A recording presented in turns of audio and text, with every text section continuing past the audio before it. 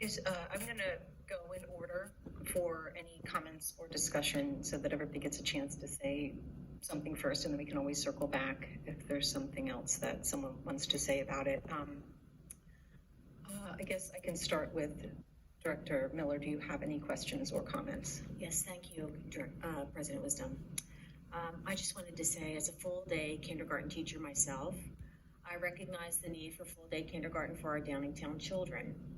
Space has always been blamed for this never coming to fruition, and the pandemic certainly did its part to slow any progress. Construction of a 5-6 center was proposed as one solution, and somehow this proposal has moved to a resolution vote in conjunction with improvements on existing schools. The 5th, 6th grade new construction should stand alone as a separate resolution.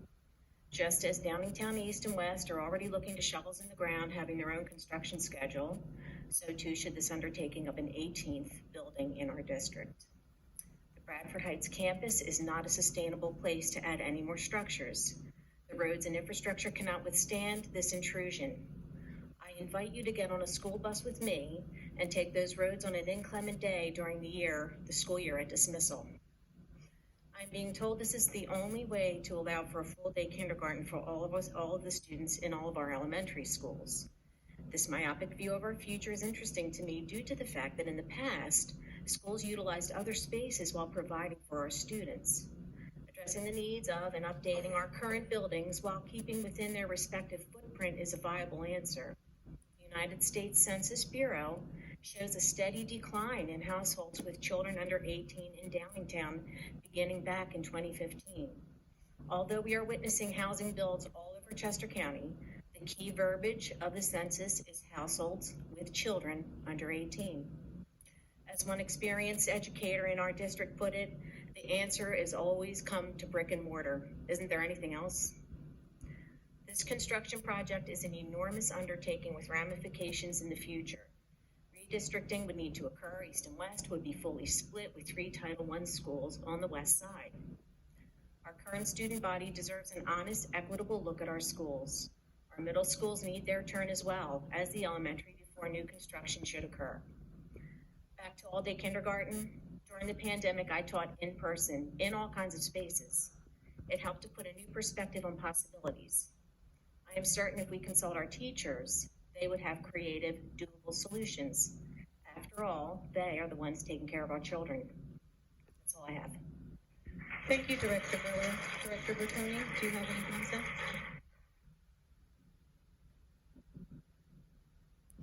Thank you, President Wisdom. If I repeat myself from previous meetings, I apologize. I have a bit of a statement here that is a little long-winded.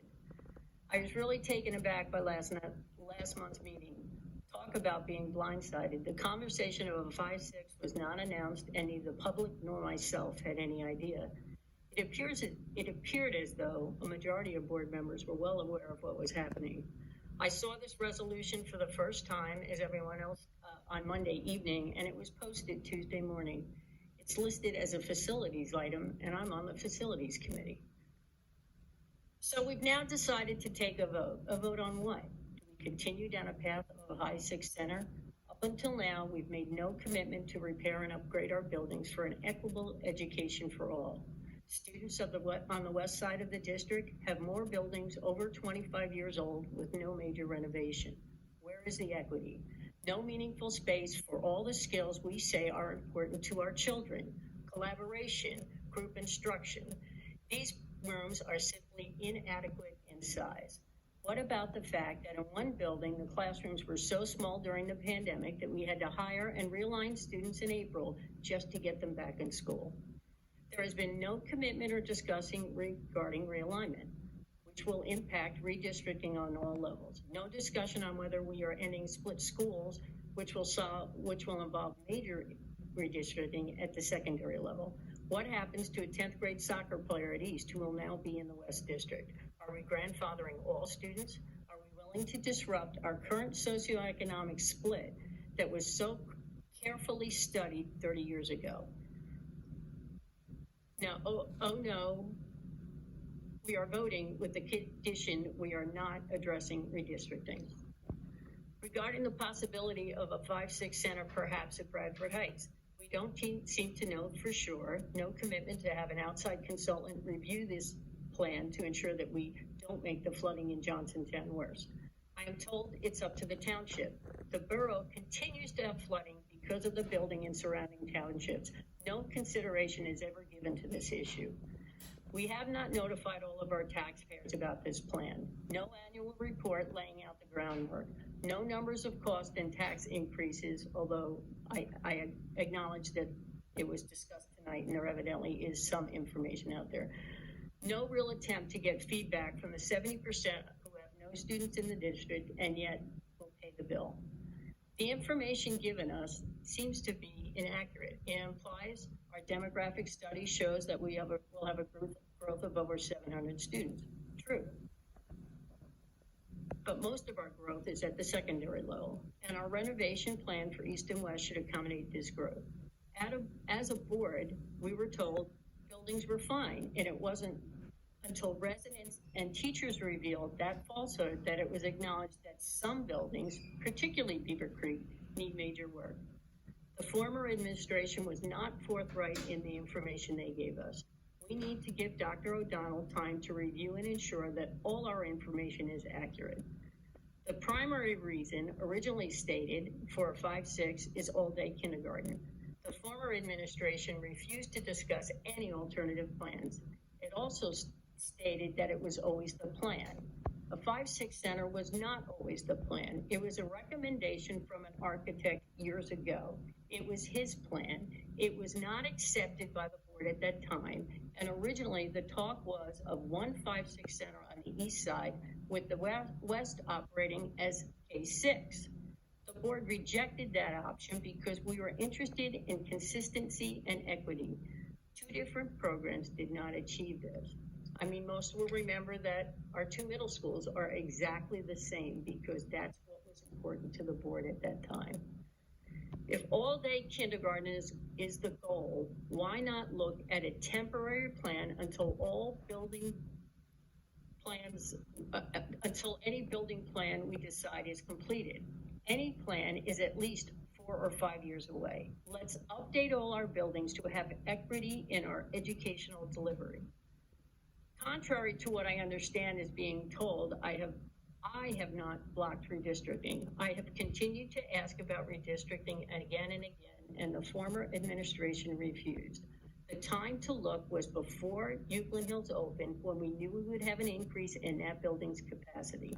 If we look at redistricting and additions, we could better balance our elementary schools, make all the buildings more equitable, have all-day kindergarten, be fiscally responsible for the long haul, and still study the merits of a 5-6 center if student growth requires it.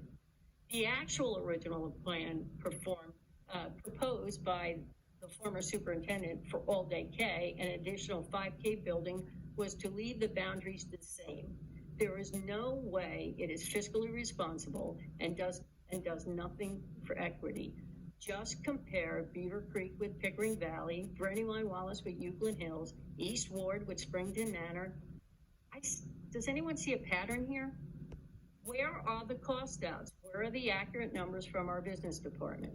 The personnel increases that we were initially given included all the wants of administration and was not based on current staffing.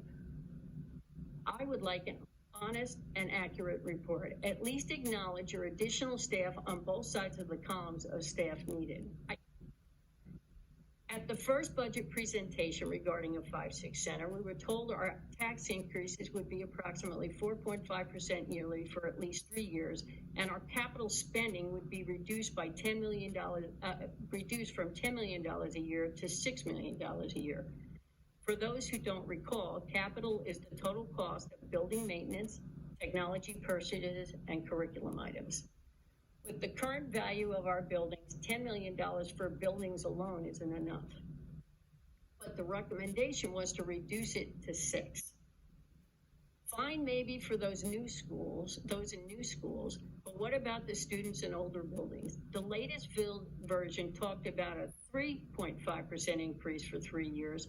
But why the change? Is capital still limited to $6 million?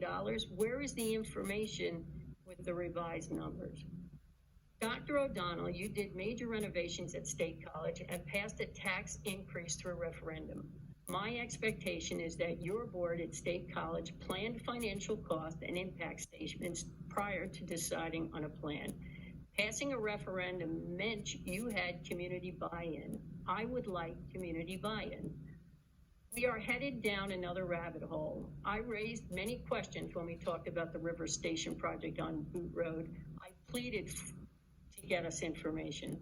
I was ignored. We spent money on lawyers, condemned property, and moved forward prematurely, all of which wasted time, money, and caused hard feelings in our community. This resolution does not give priority to projects, does not give financial implications, and does not address the final outcome on how they will be achieved. I've attended school board meetings for over 25 years. I've never seen a plan voted on that has so many unanswered questions. I have spoken with many students over the years regarding the 6th grade center, and most have had a good experience. Some have told me it was their best year in school.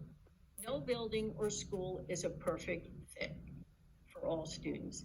Yes, it can be a long bus ride, but we never added more buses, and it's only for a year. They enjoy meeting students from the opposite side of town. It is a great community feel. I have visited it often and am impressed by the program being offered. Mr. Mulvey, with his administration and top staff, have created a wonderful environment with a strong, varied program. So what's the plan for 5-6? Is it elementary? Is it middle school? Do we keep languages in tech ed, or do we scrap it until 7th grade? What is the vision? What is the final project? I am not suggesting every question needs to be answered, but shouldn't we have some type of vision? The comment has been made that we've discussed it long enough. Talked about what? A building. No discussion about our children. No discussion about our goal. No discussion about the possible impact this will have on all students. I have spent my entire time in this community trying to maintain the hometown feeling our community have. I may be a dinosaur, and perhaps that's no longer relevant. I get it. But please consider asking the question and finding a logical answer before voting to change when you don't know what change you are going to create. I just don't see the end game. And I'm very disappointed that when we look at renovating schools, Brandywine Wallace isn't on there. I understand Brandywine Wallace is a nice school and it's well maintained, but it doesn't have the space capacity to do what's being done in other buildings. We are not giving an equitable education. We are not looking at repairs on our middle school. I think we need to take care of the buildings we have first. And I actually appreciate Director Miller. I think we should try and split this resolution because it seems to pit, if we want the building improved, we have to have a 5-6 or vice versa. And they're two totally different ideas, in my opinion. Thank you, Director Bertone. Director Gerthy.